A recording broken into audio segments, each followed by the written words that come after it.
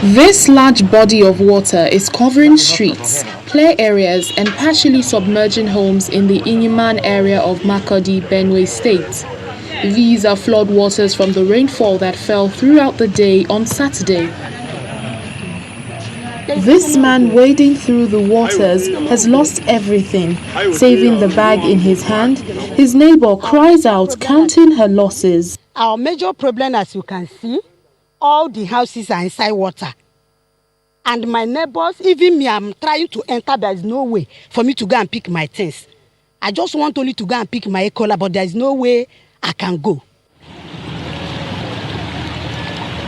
In other areas, the story is the same. Streets, homes and cars are half submerged.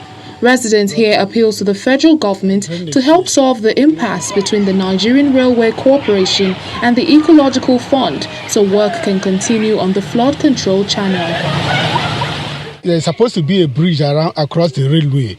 So since that bridge has not been constructed, that is the problem we are having. Because those channels, the channels that are inside there, they are just very narrow. So it's always very difficult for water to pass through.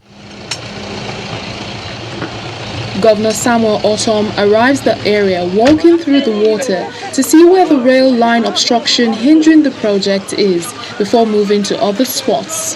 He also visits the Ishaya Bakut Way, where he called on the federal government and the National Assembly to address the River Benue dredging project. River Benue is shallow until it is dredged. We will continue to have it every year. The last time the Vice President came here during flooding, we made appeal and he accepted that there was need.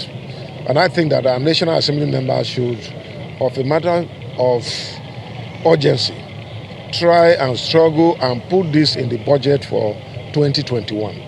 As he drives round town to see the impact of the flood, road infrastructure like drainage and streets have all been washed off, leaving residents stranded in the ordeal.